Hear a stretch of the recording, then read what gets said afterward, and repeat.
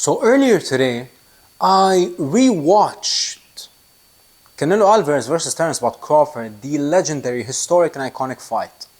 This was my first time watching it since the fight happened last Saturday.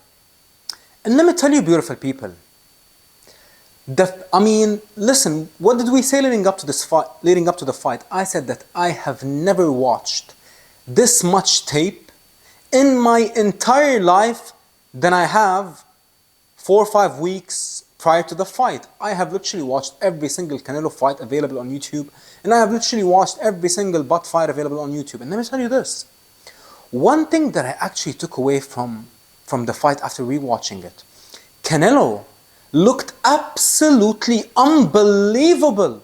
Let me tell you, beautiful people, he looked way better than he did versus Skull, versus Charlo, versus Berlanga, versus Munguia.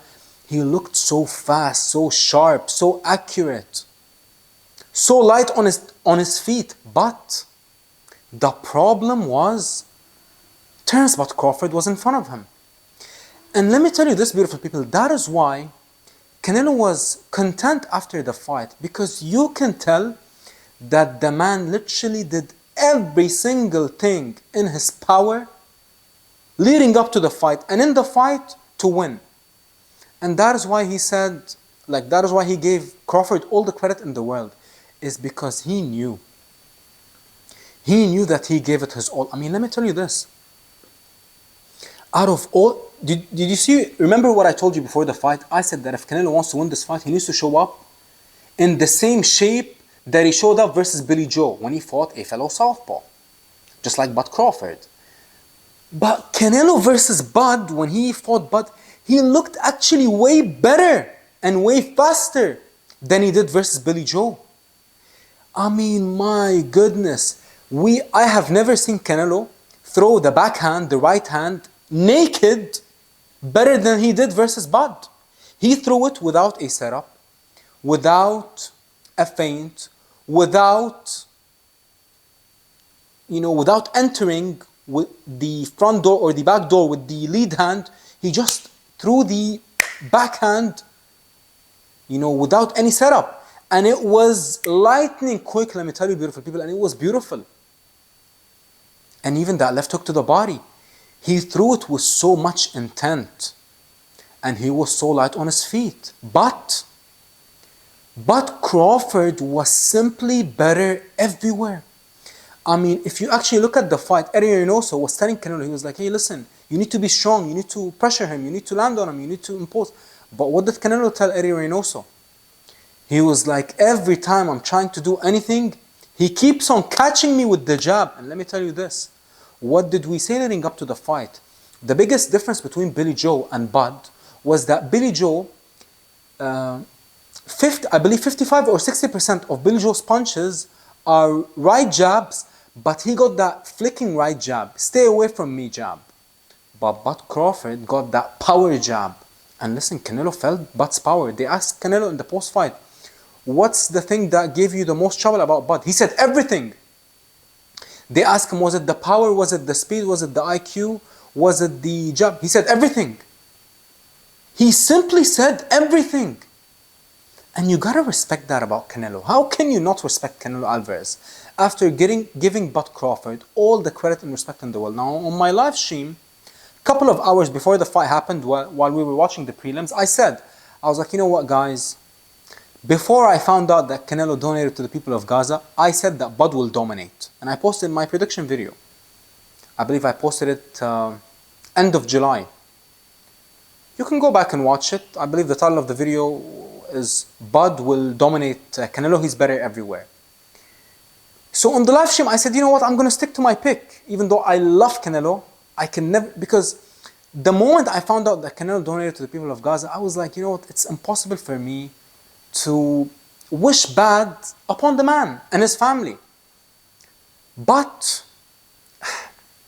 I'm going to be honest, that Canelo Alvarez that showed up versus Bud, I believe that he would have probably beat up and knocked out most of the boxers at the 168-pound division. Listen, he was way better than when he fought Bivol. Just look at the shape. Look at his legs. Look how light he was on his legs, on his feet. But Bud's footwork was simply perfect. Bud's defense was simply perfect. Bud's jab, Bud's body work, Bud's catch and shoot.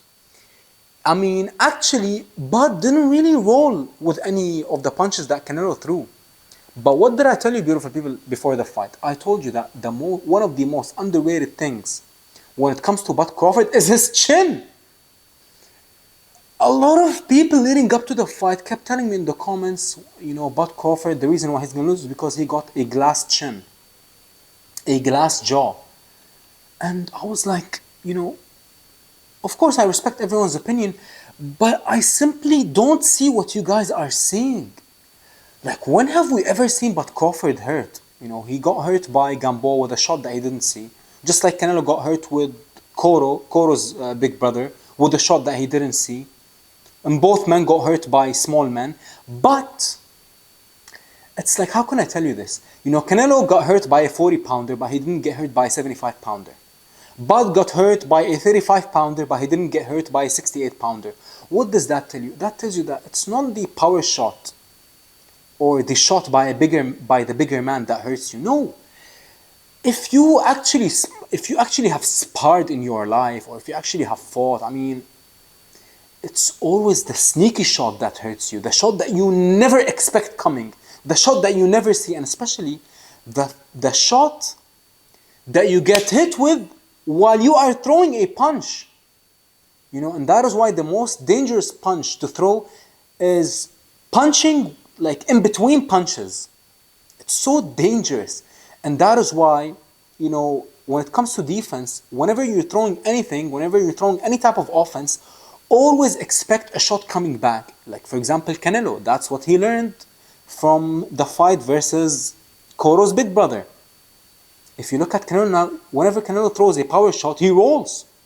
Even though you might not hit him back, but the reason why Canelo rolls with shots, when he's throwing and when he's absorbing, is because he knows for a fact that the shot that you don't see, or / the shot that sneaks in between shots, it's the shot that can take you out. And listen to this, beautiful people. When have we ever seen Canelo hurt since probably the second Golovkin fight with that sneaky uppercut that Golovkin landed on Canelo when Canelo was tired? I mean, Canelo got staggered for a split second. Bud, stung him many times in the fight. But Canelo is so tough. His chin is made of absolute granite that he didn't get dropped. But let me tell you, beautiful people, the reason why Canelo didn't sell out in the 11th and 12th is because he was getting stung, not just with Bud's uppercuts and Bud's catch and shoot, but with Bud's jab. And that is why when Eddie Reynoso told him to go after Bud, he said that every time I'm trying to do anything, he keeps on catching me with the jab. Why did he say that? Is because that jab definitely had some power behind it, let me tell you, people. And Canelo, after rewatching the fight, everyone knows I love Canelo. But, the last 2 rounds, he didn't give up. He didn't quit. But you can tell that he was like, my God, I mean, if I'm going to go in reckless versus this guy, I might get knocked out. And that is why he didn't go for it. Because when both of them went for it in the last 10 seconds of the fight, only one man got wobbled, and it was Canelo. So, all I'm saying is this. After rewatching the fight, the few takeaways that I took from rewatching the fight is that Canelo looked unbelievable. Canelo is definitely not washed. He's definitely not... look, you can definitely make the case that Canelo and Bud are both past their prime. You can't be nearly 40 years old and peaking, Of course, you get the small exceptions. But actually, a few of you beautiful people touched on this, but Canelo's lifestyle outside the ring, I believe it definitely did not help him in this fight. Even though Canelo has cleaned up his life outside of the ring, the man used to party heavily, used to drink heavily, but now he said that he used to drink and used to party. So what does that tell you? That tells you that the man probably cleaned up his lifestyle. And listen, let me tell you, you can see it from his shape. The man is in unbelievable shape, in and outside of camp. So, I can't really blame Canelo. I gotta give him all the respect in the world. He did his best, but his best was simply not enough. Why? It's because he arguably fought the greatest fighter of all time. Terence, Bud, Crawford, the pride of Omaha, Nebraska, the only three division undisputed champion of the world. And most importantly, the most dynamic fighter and the greatest fighter my eyes ever saw.